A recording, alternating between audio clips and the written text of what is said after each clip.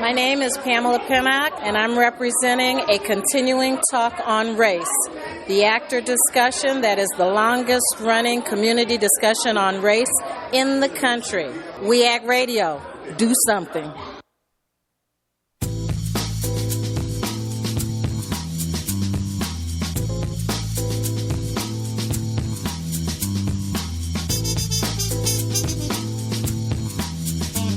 Good afternoon. This is Cliff Schecter reporting to you from We Act Radio. Today we're having a special report on the Washington Navy Yard massacre. We're lucky enough to have on today David Haynes, managing attorney of the Cochran firm.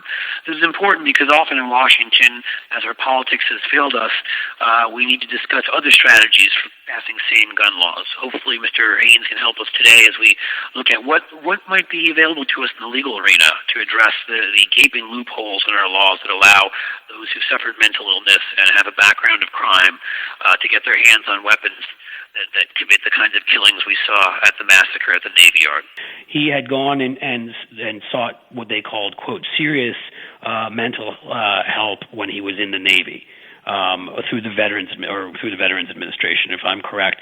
On top of this, you point out what happened when he took a trip to Rhode Island, and he said that people were following him. He switched hotels 3 times. He said he was hearing voices. He was being followed through electromagnetic waves. So you've seen that this man has committed violent acts with a firearm. I think there's also another case in an Atlanta nightclub of him destroying some furniture and something. So he'd been arrested on disorderly conduct. He'd shown disregard when it came to using a firearm in public, as well as in an instance where he could have hurt somebody. You'll know the legal terms for this better than me, obviously. And obviously he was getting serious mental help. And I think what a lot of people want to know, is when does it get to the point? I mean, of course, a lot of us believe, and I certainly do, we need to improve our background checks so that we're doing background checks on everyone who purchases firearms. We have loopholes now. But even within the system we currently have, what would it take to get somebody like this, on a list where it would say that he doesn't have access to a firearm? I'll just quickly say that, for example, in Aurora, the shooter in that case, the university he attended, the University of Denver, had a rule that he had to warn the upper, the people, the president and others of the university, that this gentleman was a danger to others there. But they weren't required to enter his name into a system where he wouldn't be able to, the background check system, where he wouldn't be able to purchase firearms. I mean, what can be? I don't know if there are things that can be done in the legal realm, but I'm interested to know your thoughts. Well, it really is a combination of where the political system and the legal system come together, and we need to work together as a country and in the judicial system as well to try to prevent these tragedies from occurring. As you said, they seem to be practically monthly, and we just we have to do what we can as a country to prevent it from happening further. Unfortunately, the gun industry, thanks to a very special and unique dispensation from Congress, pursuant to the Protection of Lawful Commerce and Arms Act, as they call it, basically has granted practically blanket immunity to the gun manufacturers and the retailers. And we know, and you've spoken on your program about NRA's great control in Congress, and which is a real concern, because Alexis had not been ever officially committed to a mental facility, and he did not have these brushes with the law did not result in really an appropriate conviction as they likely should have, and because of what is a very shoddy patchwork of and lax laws, gun laws. And he was allowed to be discharged, in the end without being disorderly. I know I'm not nailing the exact term from the Navy, and that was as a favor to him, so he could keep his GI Bill standing. Am I correct? That's right. I mean, he wanted to, and so he appealed to a supervisor so he could keep his GI Bill status. That was granted. The incident in Seattle with the firearm was chalked up to disorderly conduct. The incident where he shot up through the floor over a dispute, he said it was accidental. So terribly distressing for family members, of course, in this tragedy to learn about how many times this could have been stopped. But even so, if we would have had appropriate action taken in those incidents through his past, it still is very likely that he would have been able to get a firearm. He purchased this shotgun in the state of Virginia. The Commonwealth, of course, is known for having very lax gun laws. At a gun show, there's really no background check at all. Here he was an out-of-state resident, so it was an interstate purchase, and so he was not able to buy a handgun, which he tried to do. But which are the only ones that you can't buy through an interstate purchase, am I correct? Long guns are exempted from that. That's right. And, of course, as we think of long guns and the shotguns and rifles as being hunting and so forth, but here we see the sawed-off barrel, and he brings it right into the Navy Yard, what should be a secure facility. So this has to be a wake-up call that we need real legislation. We also need to address these matters in the courts, but as far as the actions against these gun manufacturers and the retailers, because of Congress's action, it will be extremely difficult, if not impossible, to prevail in those cases. I think the focus of these legal cases will be against the private contractors and the employer, particularly the experts, potentially HP, and most certainly USIS. As for the gun manufacturers and the gun lobby, that is going to be an issue that we'll need to take up on the Hill, as well as to continue to press through the courts. Yeah, I was going to ask you that. So it seems to me from what you're saying that they handled this law such that it gives them such blanket immunity that it's almost impossible to pierce that immunity. That essentially the retailers, no matter how much they willingly sell to someone they should not, the retailers and the gun manufacturers, because obviously, as you know far better than me, this was a strategy that was used to rein in big tobacco eventually. Was to go after them in the courts, and it seems like the firearms industry figured that out, and it has prevented that, and that's an important avenue that we're losing towards making these companies act responsibly. It absolutely is. Civil litigation, if I may say so, the trial lawyer is often the last step, the last recourse for justice for these families, and also to try to bring about some change. But Congress has beaten these families to the punch, essentially, and given Wayne LaPierre and the other CEOs blanket protection. This was the shotgun, I believe it was a Remington, that he used. It was purchased, as I said, out in Northern Virginia at a firearms retailer where he couldn't sell him the handgun, but then he sold him the long gun. And knowing that there's no way that he really holds any responsibility. So the gun lobby and the manufacturers, they have special dispensation that Big Pharma does not have, tobacco does not have. If you make a chainsaw or a knife manufacturer, anything, you don't have that sort of protection, and the retailers do not. So they can do no wrong, really, in the eyes of Congress, unfortunately, due to the grip of the NRA. And it's something that we're going to continue to press for, both politically and also judicially, but Congress has made it an extreme uphill battle and given them very special treatment, unfortunately, preferring to favor the gun manufacturers and the retailers over the citizen. That's right. So it seems to me, sadly, I was hoping, and you have enlightened us on this topic, and I was hoping that there'd be a way, even with the sort of immunity they've granted themselves to get around it, but it seems to me that we're going to simply have to just do what we've been doing and grow stronger and take on the NRA and the gun lobby and expose them for what they are. The NRA essentially being just a front group for the gun lobby at this point. They lost any connection to hunting and the types of things they used to do a good while ago. It's now about big money.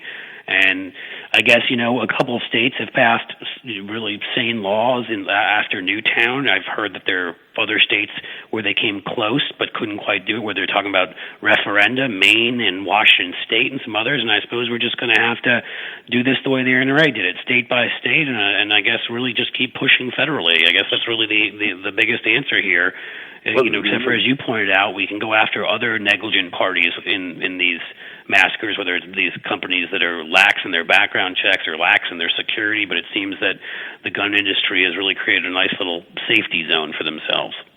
Well, that's so true, and how ironic, of course, that the Republican Party, which claims to be the party of states' rights, has passed this federal legislation essentially preventing any state claims. So even if these states pass acts, or legislation allowing these claims to go forward, they likely may be preempted by federal law, which, of course, the Republican leaders claim that they want to leave these matters to the states, which is only an argument when it's convenient. So it reminds me, which is something I'm sure you've come up against, which is how they, when it comes to the tort cases, they want to take them out of state courts, which tend to give bigger settlements, and put them into federal courts because they're for states' rights, except for when they're not for states' rights, aren't they?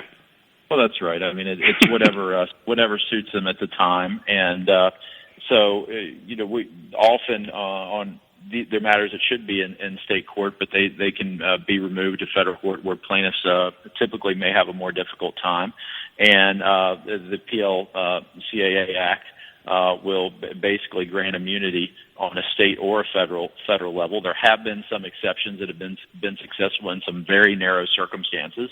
The plaintiffs will have an uphill battle. I would recommend that all avenues be pursued by these families, and certainly I do believe that there are very viable claims, as we talked about in the first part of this segment, against USIS, the experts, HP, and our firm looks forward to being involved in these cases. And more importantly, we need to prevent, as a people, as a country, another tragedy from like this happening, and it's just becoming all too common. I don't know. We may have to take a page from Michael Moore's movie Bowling for Columbine, David. You and I may have to go knock on Wayne LaPierre's door in Virginia, his multi-million-dollar door, and see if we can have a tete-a-tete and knock some sense into him. I'm not sure how else to do it, but I wanted to thank you for taking the time. I think we've run a little bit over in the time that you told us you'd give us, and so thank you so much for bringing your legal expertise and your perspective onto the show, so we can allow our listeners to learn a little bit more about what we're up against. Thank you for having me on. It's my pleasure. Take care, David. Thank you, Cliff.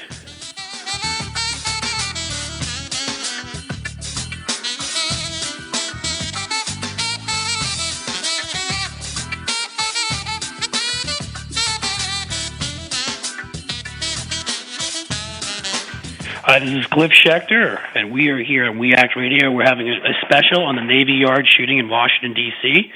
I am hopefully being joined now by Kymone Freeman, a co-owner of We Act Radio and an activist in Washington, D.C. on this and other issues. Are you with me, Kymone? Yes, we're here. All right. Kymone's with me. Yes, we're waiting to be joined by the incredible Miss Martha as we speak here on the line. Thank you for having me. Rosenberg joining us also. Martha, to give her bio, we'll give her bio before she comes on, as a great investigative journalist and author and a senior editor at the National Gun Victims Action Council. We're going to talk to Martha about some potential new strategies when it comes to taking on the gun lobby. We were discussing with David Haynes the fact that they've protected themselves in the legal sphere pretty well by carving out their little special interest exception when it comes to having no immunity to lawsuits. But if Martha's not here yet, we can start with you, Kymone. Actually, Martha is now on the line, and we'll let her take it from here. Oh, okay. Well, we want to get you in. Hi, Kymone. I am live with you, and I would love to talk about strategies. If as far as changing the debate on the gun violence is concerned. Let's definitely do that, Martha. We'll get to you in a second. I want to hear about some of your activism, Kymone. But first, Martha, why don't you tell us your work with the National Gun Victims Action Council, and tell us sort of some of the ways we're looking at, really changing how this debate goes, because as we know, after what happened in Newtown, a lot of people ask themselves if we couldn't get the legislation passed. Now, mind you, we got 54 votes, and Harry Reid, for procedural reasons, voted against it, so it would have been 55 votes, which in a normal functioning democracy would have been enough in the Senate, but it would have been challenged in the House, so we've had a hard time, even the way getting legislation through.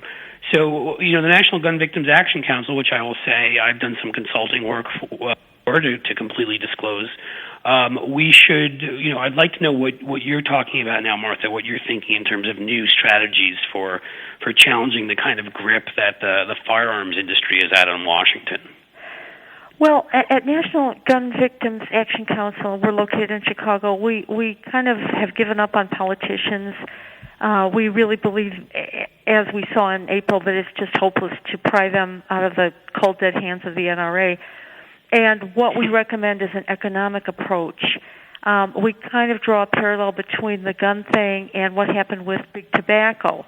And I don't know how many listeners will remember this, but there was a long period of time where politicians were in the grip of big tobacco. And what began to happen was restaurants and public places simply banned the smoke because we realized that the secondhand smoke was killing people, and just like the guns, and that began to drive the changes that we saw, because people, and especially moms, they said, we're not going to sit next to this toxic smoke.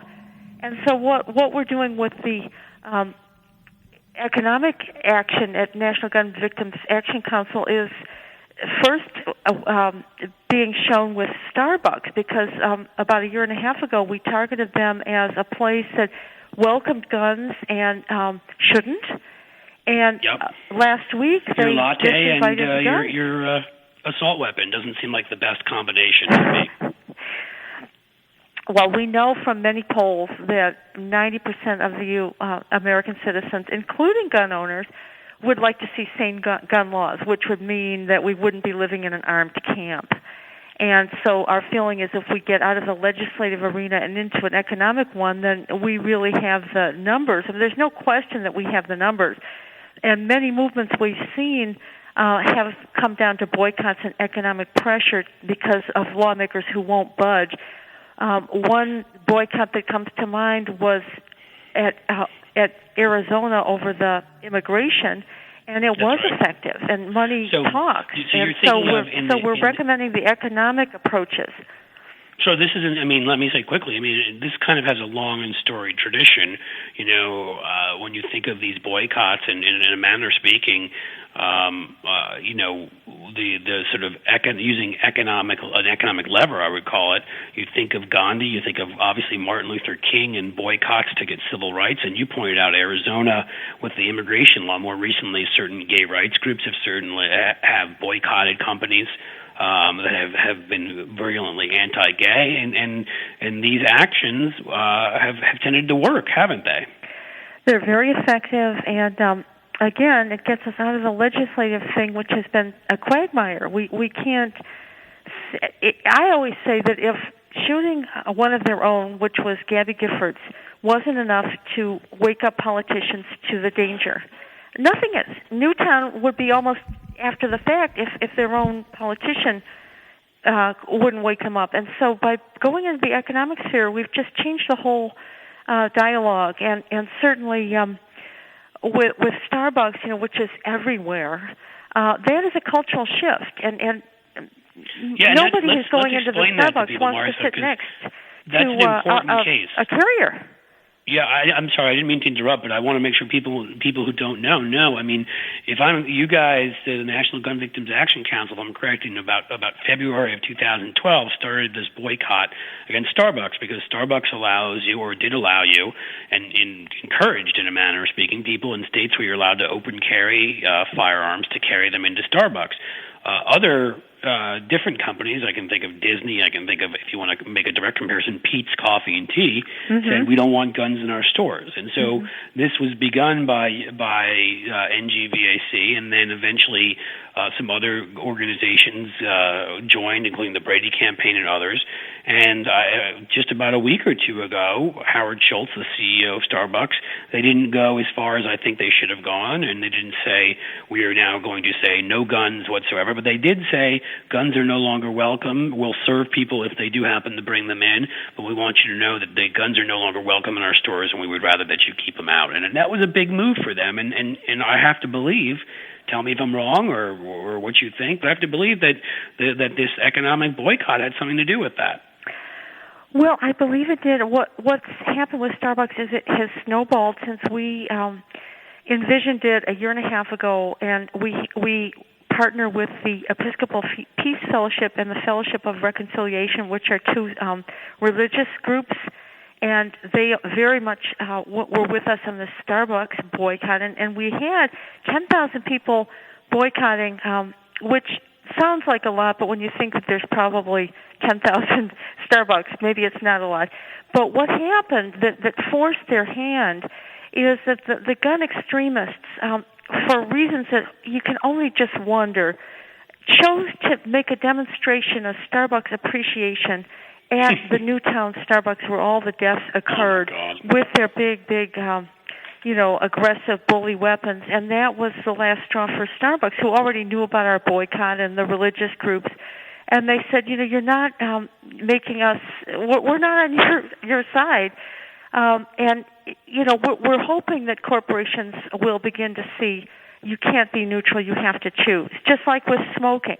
Either you let somebody in and they threaten somebody with their secondhand smoke, or you ban smoking. Or civil rights. And one more quick thing is, right before this gun boycott of Starbucks, their decision last week, they had announced no smoking within, I think it was 20 feet of our doors, which just forced the issue even more that if we care about our customers' health and safety and we don't want them to smoke or have the fumes, why are we letting these carriers in, So smoke is pretty bad for your health. I hear bullets are really bad for your health, too. It seems to me if you keep smoke 20 feet away, you may want to keep bullets 20 feet away. No, that's important. I want to bring Kymone in. Are you with me, Kymone? Yes, I am, and I've been enjoying the conversation here thank today. You. But I want to know, I'm interested in your perspective as someone who lives in Washington, D.C., which has been bedeviled by gun violence, and a lot of this, as we were discussing with David Haynes earlier, is due to lax gun laws in Virginia, West Virginia, and states that border Washington, not Washington. You've been an activist in the community. Do you have thoughts from a cultural perspective? You've hosted some great events there on what can be done maybe to lessen gun violence from that angle? Well, first let me say that, as you well know, our Anacostia Studios here is 5 minutes away from the Navy Yard. There's only a bridge between our studio door and the main gate of the Navy Yard. Yeah. And so it's a 5-minute walk, and I was actually here in the studio when it took place, and because the bridge was shut down, and it was rush hour, major gridlock ensued. And so you had bumper traffic. The streets were looking like parking lots. And because everyone was getting the same news report at the same time, initially the reports were that the gunmen were still at large. And so there was a lot of panic in the streets and a lot of mayhem in terms of, a lot of fear. And a lot of people were looking at each other apprehensively, especially any tall, bald-headed black man such as myself. But to answer your question, it is a glorious bald head, I'll say. and we still shine. This is something that harps back to, I think Dr. Cornel West has said, it's the Negroization of America, because unfortunately black people and people of color and poor communities have been desensitized to a lot of violence in their communities, and now we see it spilling over into other communities, which partially explains why it's only rarely do we get up in arms over an act of violence. It has to take someone outside of our community for us to garner the type of response that should be shared for any act of violence in a civilized society. But back to what Cornel West said is that this violence is spilling over, and I don't think it exists in a vacuum. I think it's a part and parcel of our war culture. I think it's part and parcel with the violent. I think it was Dr. Martin Luther King said the greatest purveyor of violence in the world today is my own government.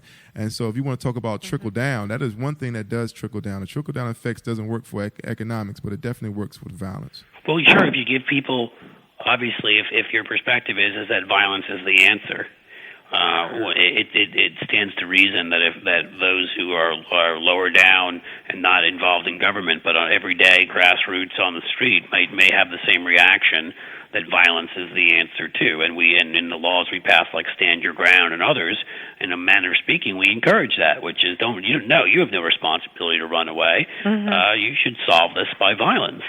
I think obviously you've talked a bit about this. There's an inherent racism to a lot of this. It's a classic 1% versus a 99% issue, which I think people forget sometimes and think it's just a social issue, not an economic issue. When you're looking at a certain group of very wealthy, I hate to say this, but we just have to blatantly say it, old white guys are getting wealthy while those in poorer communities, black and white, but particularly in minority communities, are paying the price, the ultimate price, with their communities being devastated. And as you brought up, where our radio station is located, I've been over there, and we put out this image that these are places, that oh my God, there's gun violence everywhere. We create these stereotypes that don't exist. I think it leads people to arm themselves more. It almost like it becomes this vicious cycle. It's definitely self-perpetuating, and it is a vicious cycle, and someone is profiting off of that cycle, and that's what you brought up to. And we have to acknowledge that the powerful gun lobbyists, the gun industry, they are making a killing, literally. Mm-hmm. And until we address free market enterprise of profiting off of violence, then we're never going to get anywhere. Unfortunately, the money is, when they say, is the root of all evil. In this case, it truly is, because without the guns, people wouldn't have better access to kill at a mass level. And They always want to hide behind the Second Amendment. But the gun laws are strictest in metropolitan areas where there's a high concentration of people of color, and then the surrounding areas, which traditionally were a high population of people of non-color, they are relaxed, which creates the market of guns flowing into the cities. I didn't catch if David Haynes alluded to this, but it was I think this is probably one of your speaking points, is a comprehensive gun control that was applied across the board to everyone. I think that would be fair and balanced.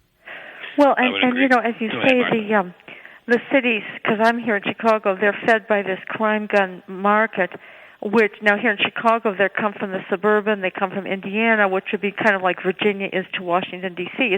It's the iron pipeline. And NRA has made sure that there are that dealers, that the crime gun market to gun manufacturers is estimated at 40% of their sales, so they have no interest in laws that would curtail that, even though it causes bloodshed. And as we say at National Gun Victims Action Council, the distillers and the people who were somewhat involved with the drunk driving and the Mothers Against, the drunk driving, realized that their product was being misused if these car crashes were happening.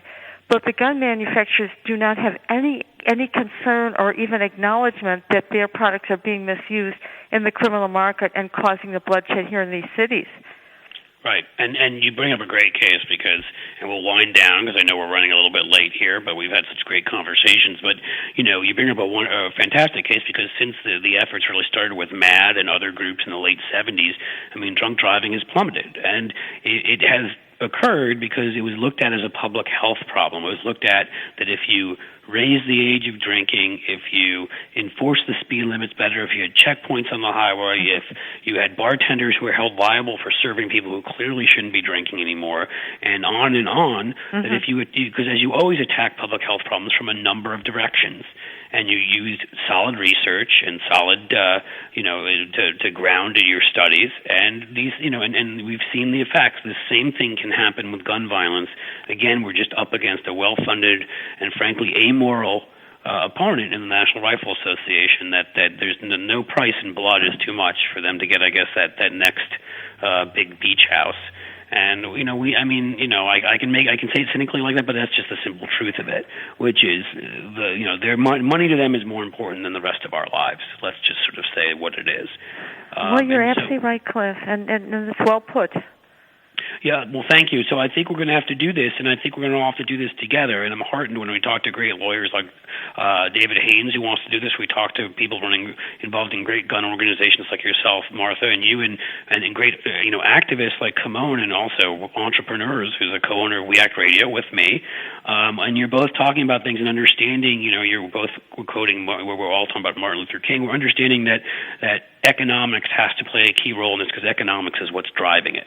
Mm-hmm. And when it comes to the point where those who are making money off of things staying the way they are, the status quo, are no longer making money, but in fact perhaps losing money off of it, that's when we'll start getting our change. And I think that's something we have to all look to fight for. I would give either of you the last word before I sign off if there's anything else I've missed and you'd like to add to this conversation. Well, I'd like to quickly say that We Act Radio sponsored a Love Festival community event just this past Sunday.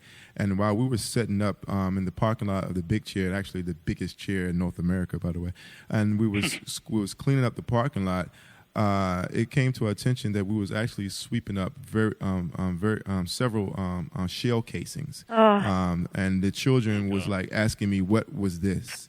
And I had trouble. That was the first time I ever had trouble with addressing this issue, and I thought that story was relevant today. It is relevant. It's terrible, and no children should ever have to learn what shell casings are. That's not the America that I grew up to live in. That's not the America any of us deserve to live in. And I'll say, quite frankly, it's not the America we're going to live in. We're done asking. We're going to start telling these guys, and that's where I think economics plays an important role. So I just wanted to quickly say thank you to both of you all. Well, I'll start by saying thank you to David Haynes, who's a managing attorney at the Cochran firm in Washington, D.C., for joining us today. Thank you, Martha Rosenberg, an investigative journalist and author and senior editor at the National Gun Victims Action Council, and the great and one and only Kymone Freeman and his wonderful bald head, who my partner in crime at We Act Radio and also an inspiring activist in Washington, D.C. Thank you guys for taking the time. Thank you. In our special report on the Navy Yard massacre, sadly, in Washington, D.C., and what we hope would be the last, but won't, and we'll probably be doing another one of these special reports soon, but that's what this has been. I'm Cliff Schecter. This is We Act Radio, and I want to thank everybody so much for joining us. Thank you, Cliff, and thank you, Kymone. My pleasure. Thank you.